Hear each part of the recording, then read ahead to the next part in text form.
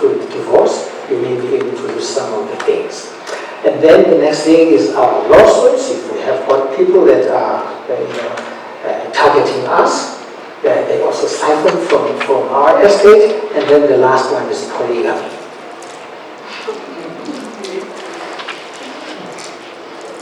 Polygamy, once the man is still alive, is good, because everybody is okay. The moment the man dies, that is when you see the actual polygamy, what it does to your estate. Okay, so you need to be careful of that. All right, now, as we look at our taxes, we also need to look on the other side of the coin.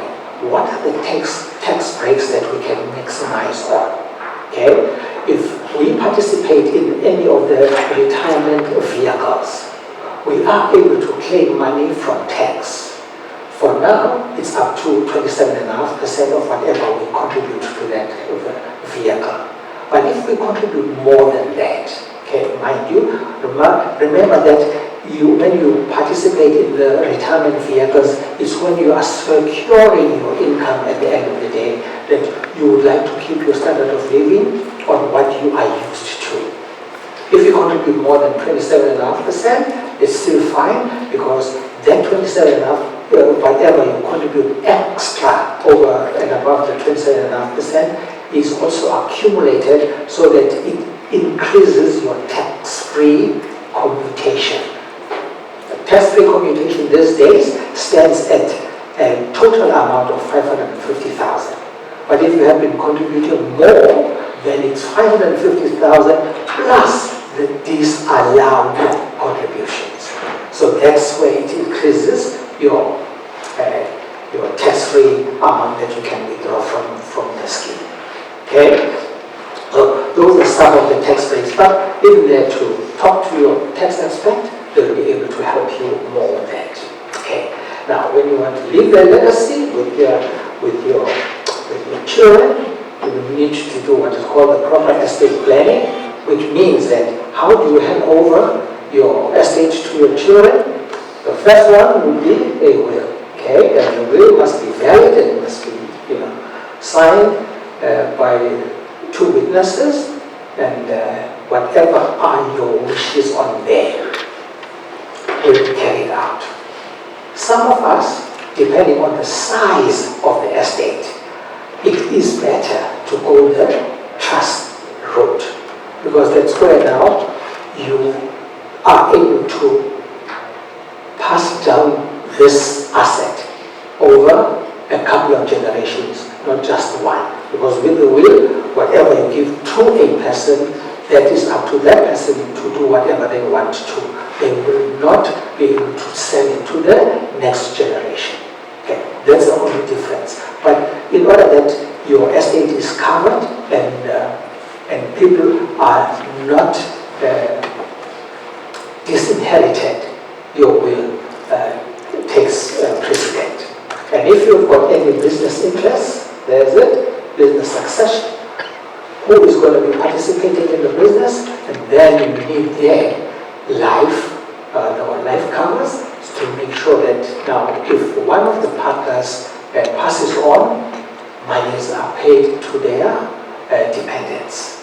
Okay, so even there too, when it comes to your estate, look at what are the conditions that are there and what is best for you.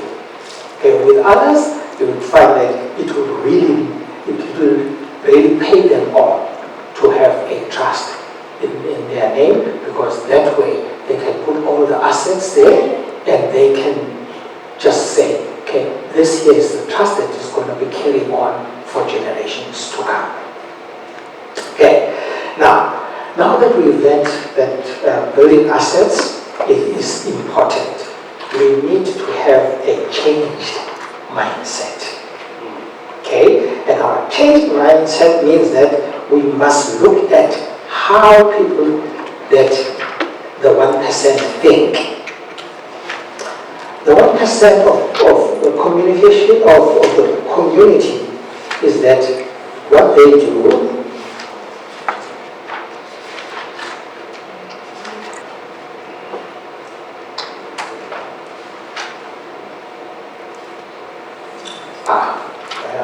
respond now. Sorry guys.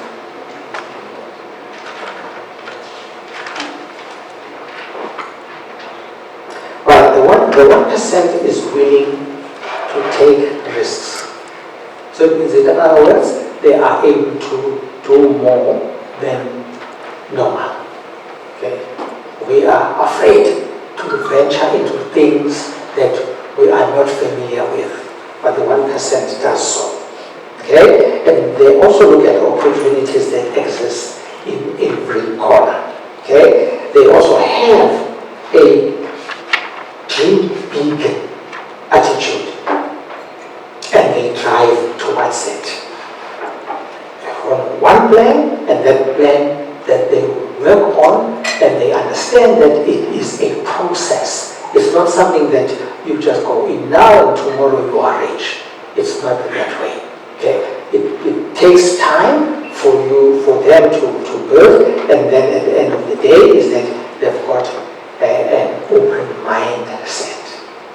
Now, remember that in order that you start, you have got to start to be great. You don't have to wait to be great in order that you start. And this is what happens when you pass on wealth to the next generation. It is said that hard times create very strong people. And those people that are strong, what happens to them? They create good times. And those that are in the good times, what happens to them? They create weak people there. And weak people create hard times because they end up not knowing where is their future self. Okay. So for us, it's up to us now to make sure that we change our lives. We take that bold step to change our future self. Look at your situation. Where am I now? Am I in the right place? And where do I want to go? And follow that direction. Okay. Let's listen. Are we together? All right. Sure.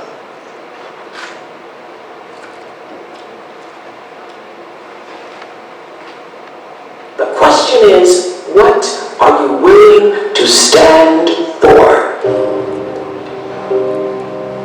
That question is going to follow you throughout your life. And here's how you answer it. You put your honor where your mouth is. Put your honor where your mouth is. When you give your word, keep it. Show up. Do the work. Get your hands dirty. And then you'll begin to draw strength from the understanding, the true knowing that history is still being written. You're writing it every day. The wheel's still in spin, and what you do or what you don't do will be a part of it. You build a legacy, not from one thing, but from everything. You have no idea what your legacy will be, because your legacy is every life you touch. Pick a problem, any problem, and do something about it, because to somebody who's hurting, something is everything. If you can just capture the humanity of the people, of the stories that you were telling, you then get that much closer to your own humanity. This moment in time, this is your time to rise.